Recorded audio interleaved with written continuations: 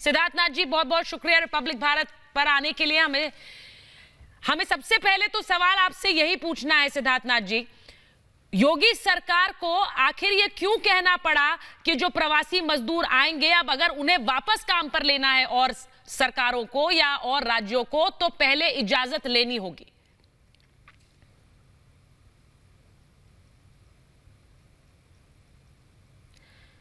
वो सही नहीं है।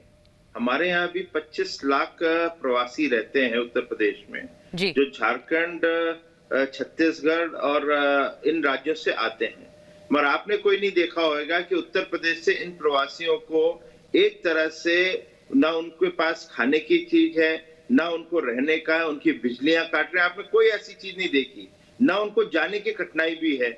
मगर उत्तर प्रदेश के, बिहार के जो प्रवासी हैं, उनको ऐसे लग रहा था कि इनको तो जितनी जल्दी आप निकाल दें उतना ही अच्छा है। तो ये दुर्भाग्य है।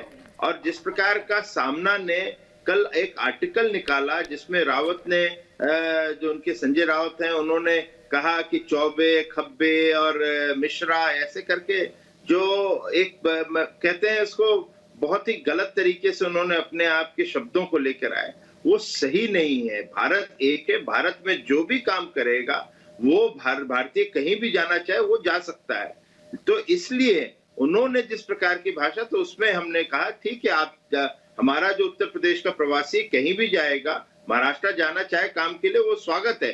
मगर महाराष्ट्र गवर्नमेंट एक अंडरटेकिंग ले कि उन लोगों की देखभाल करेगा, उन लोगों को एक तरीके से कोने में पटक नहीं देंगे, और जब स्थितियां आती हैं तो वो भी उनका भी देखभाल करेंगे, जिस प्रकार से उत्तर प्रदेश ने सभी प्रवासियों का किया है। तो इसलिए वो अंडरटेकिंग आवश्यक है, वो लेंगे और वो जिम्मेदारी लेते तो क्यों नहीं जाए। भारत एक है, हर राज्य भारत का एक अंग है, कहीं भी जाना होगा उनको जाने की इजाजत है। सिद्धार्थ नाथ जी, आपको लग रहा है कि कोने में पटक दिया गया लॉकडाउन के समय प्रवासी मजदूरों को जो यूपी के थे महाराष्ट्र में?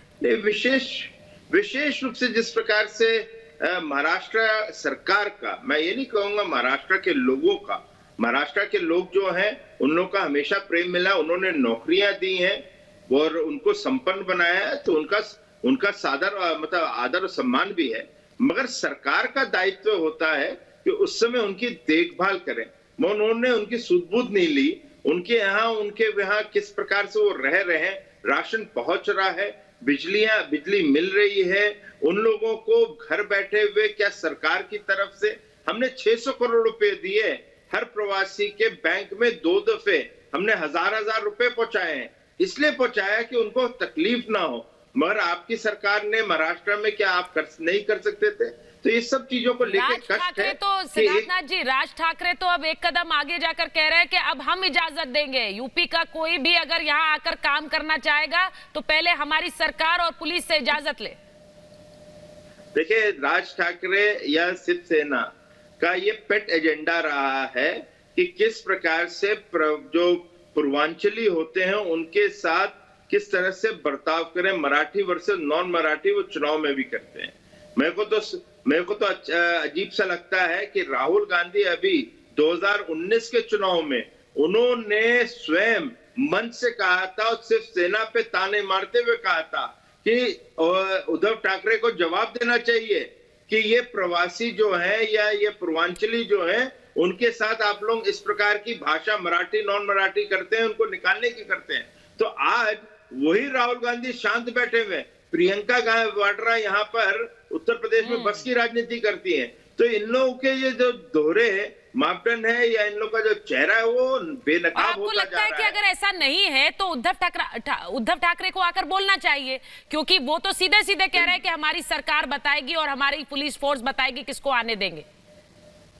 नहीं, वो तो उनको तो जवाब देना चाहिए। पहले तो जिस प्रकार के वीडियो चले हैं, ये हमने नहीं चलाए, वीडियो जो मीडिया में चले उसका तो जवाब उद्धव ठाकरे जी को देना चाहिए कि किस प्रकार के आपने वीडियो जो चले उस पर, उन पुलिस कर्मियों पे आपने अभी तक क्या कार्रवाई करी है, उन लोगों को ठूस के भेजा गया है। तो ये सब चीजों का तो जवाब उद्धव ठाकरे, क्योंकि मुख्यमंत्री, उनको देना चाहिए, तुरंत देना चाहिए। आपको लग रहा है कि प्रवासी जो उत्तर प्रदेश में आएंगे, मेरा आखिरी सवाल है सिद्धार्थ नाथ जी आपसे, जो प्रवासी मजदूर वापस आए हैं तकरीबन 24 लाख से ऊपर उनकी संख्या हो गई है यूपी में, उन सबको रोजगार आपकी सरकार दे पाएगी यूपी में?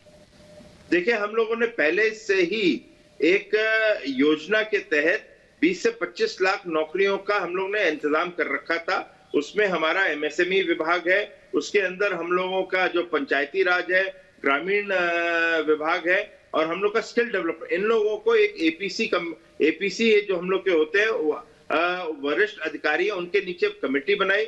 हर जगह कितनी कितनी नौकरियां अतिरिक्त और हो सकती हैं, उसकी योजना पूरी बना ली। हम लोग मैपिंग करते हैं जब वो आते हैं, और मैपिंग के करने के बाद, क्वारंटाइन के बाद उन लोग को वो नौकरियां हम लोग उपलब्धि करवा रहे हैं।